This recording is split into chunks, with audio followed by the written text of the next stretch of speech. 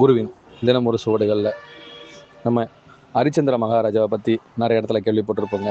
இன்னைக்கு அவருடைய ஞான போதனைகளும் அவர் எப்பேற்பட்ட விஷயங்களை செஞ்சாருங்கிறதுக்கு ஒரு சில தத்துவங்களை கூட சொல்லலாங்க. வாழ்க்கையே திறந்து போனவர் தான் அவரை சொல்லிட்டு இருக்காங்க.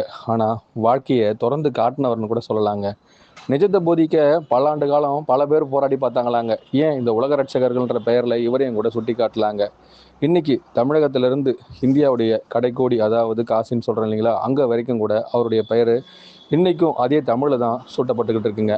முக்கியமான பிரதங்கங்களை சொல்ல அவர் பாடுபட்டது எதற்காக, ஏனுங்கிறத தன்னுடைய குடும்ப சுவடுகளிலிருந்தே அவர் அனைத்தையும் எப்படியெல்லாம் சுட்டி காட்டினார், எதனை அவர் மேலும் விளக்கமாக கொடுத்தாருங்கிறத மறுமுறை விளக்கமாக நம்ம சொல்ல, ஒவ்வொருத்தருக்குமே அதனுடைய ஆரோக்கியம் எப்படி சேர வேண்டுங்கிறதையும் முழுமைப்படுத்த தான் அவர் ஆசைப்பட்டாராங்க.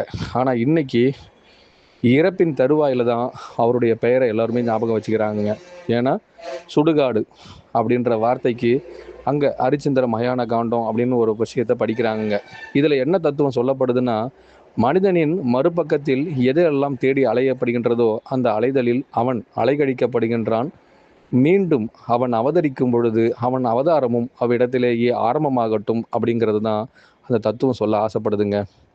உனக்குள் நீ எதை தேடுகின்றாயோ நீ நிதர்சனானால் அது உன்னை தேடி ஒவ்வொரு நாளும் அலைகின்றது. இந்த தத்துவமும் அதன் கூட ஒற்று போகுதா பாருங்களேன். உங்களுடைய ஆரோக்கிய காண்டத்தில் கடைசியாக இறப்பின் தருவாயில் பிறப்பென்ற ஒன்று மீண்டும் நீ விதைத்து விட்டாயானால் அப்பொழுதே உன் பிறப்பின் ரகசியமும் இறப்பின் ரகசியமும் ஒன்றுபடுத்தப்படும்ன்றதை கூட அவர் அந்த இடத்துல குறிப்பிட்டிருக்காராங்க. ஞான போதனையை சொல்ல பல்லாண்டு காலம் போராடி பார்த்த அவர் ஒரு காலகட்டத்தில் தன்னுடைய இல்லற வாழ்க்கையில் இருந்து அவர் எதையெல்லாம் சாதிக்கணும்னு நினைச்சாரோ அந்த சாதனையின் உச்சம் தன் மகன், மனைவி அனைத்திற்குமே அவர் எப்படியெல்லாம் உரு கொடுத்த இடங்கள் எல்லாம் எங்கெல்லாம் பறைசாற்றப்படுதுங்கிறதுக்கு அவருடைய பீரோங்கிய காண்டம் ஒன்று மிகவும் விளக்கம் தந்துதாங்க. நெடுமுடி என்ற மன்னனுக்கு நீண்ட ஆண்டு காலம் அவனுடைய ஆயுட்காலத்தை நீடிக்கணும்னு ஆசைப்பட்டாராங்க. அப்படி ஆயுட்காலத்தை நீடிக்கணும்னு ஆசைப்பட்ட பொழுது அவருடைய வெற்றிவேல் வீரவேலுங்கிறத 3000 ஆண்டுகளுக்கு கணிச்சாராங்க. சுமார் 16 நாட்கள் கடுந்தவம் செய்து பார்த்தாராங்க.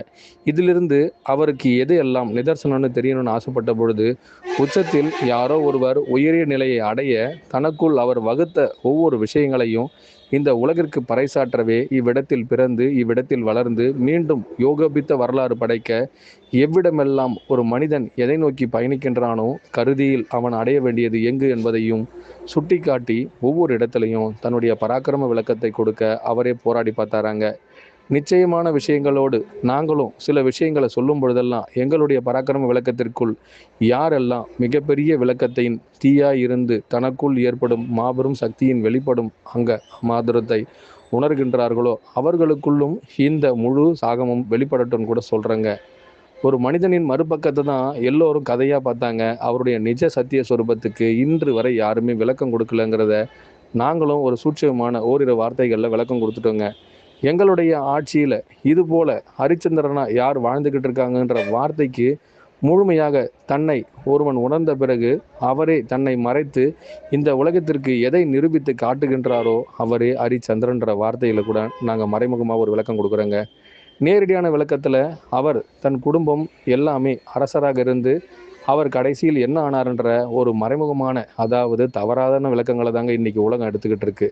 நிதர்சனத்தில் அவர் இன்றும் சுமார் 1000 2000 வருடங்களாக வாழ்ந்து கொண்டிருப்பதன் காரணம் அவர் செய்த காரண காரியங்களோடு சேர்ந்து அவர் புரிந்த மாபெரும் தவன் கூட சொல்லிடலாங்க.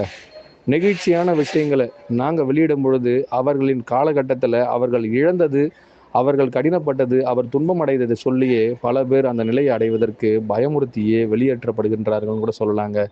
உச்சகட்ட வரலாற்றில் நாங்கள் சில விஷயங்களை சொல்லணும்னு ஆசைப்பட்டு எங்களுக்கான பூமத்திய ரேகியை மீண்டும் ஒரு முறை நாங்களும் இதனை சொல்ல அவர் வரவில்லை, இதனை நிரூபிக்கவே அவர் வந்தார் எனில் அவருள் எது நிரூபணம், நிரூபித்தது எப்படி என்பதை தான் அவர் கடினப்பட்டு அதில் அவர் அடைந்த பலன் இன்றும் அவர் புகழ் இவ்வுலகம் முழுவதும் படைக்கப்படுகின்றது. உலகம் முழுவதும் இயங்க ஒரு இறப்பு என்று வரும் பொழுது அந்த தருவாயில் எல்லோராலும் அவர் பெயரை சொல்லி அழைக்கப்படுதுங்க. இதனை பயன்படுத்த கொண்ட வேண்டும்ன்ற விஷயத்தை யாருமே புரிந்து கொள்ளவே இல்லைங்க. அவர் அடைந்த கஷ்டங்களையும் துன்பங்களையும் தான் இன்று வரை அதை பெருமையான்மையாக பேசிக்கிட்டு இருக்காங்க. அவர் பெயர் எல்லோ இடத்துலையும் புகழ் பாடி போற்றப்படுதுங்கிறத எல்லாரும் மறைக்கப்படுதுங்க. நான் ஹரிச்சந்திரன் ஆரோன்ய காண்டத்தின் உச்சகட்ட நாயகன் என்னுள் இருந்து எது வெளிப்பட வேண்டும் என்பதை என் குருநாதர் ஒரு நாள் ஒரு அவதாரம் நீ எடுப்பாய், அந்த நாளில் யார் ஒருவன் தன் பிறப்பிலிருந்து இறக்கும் தருவாயின்குள் தன்னை உணரவில்லையோ அவனுக்கு கடைசி தருணத்திலாவது உன் எண்ணம் வந்து உன்னை அவன் உயர் நோக்கத்தில் ஒரு நொடி நினைத்தால் போதும், உன் மயான காண்டத்திலாவது உனக்கான உயிரின் முக்தி நிலையை நான் கொடுப்பேன். அதுவரை உன்னில் நீ உணர்ந்தால், உன்னுள் இருக்கும் உயிரை உணர்ந்தால், உணர்த்தியவர் யார் என்பதை உணர்ந்தாலும் அவ்விடத்திலேயே நீ முக்தி அடைவாய் என்று சரியான முக்தி காண்டத்தை இன்று வரை படிக்கும் ஒவ்வொருவருக்குள்ளும் அதை ஞான மோதிரம் என்ற பெயரோடு அழைக்கப்படுகின்ற உங்களுடைய காலகட்டத்திலும் இன்றைய நாளிலும் இதை யாரெல்லாம் முழு உரு கொடுக்க ஆசைப்படுகின்றார்களோ அவர்கள் அனைவருக்கும் நான் ஹரிச்சந்திரன். இது யார், எங்கிருந்து, இதன் ரகசியம் மீண்டும் ஒரு சில வெளியீடுகளில் நாங்கள் வெளியிடும் வரை இந்த ரகசியம் என்னோடு நான் யார் என்பதோடு முடிவடையட்டும். அனைவருக்கும் குருவே சரணம், குருவடி சரணம், திருவடி போற்று.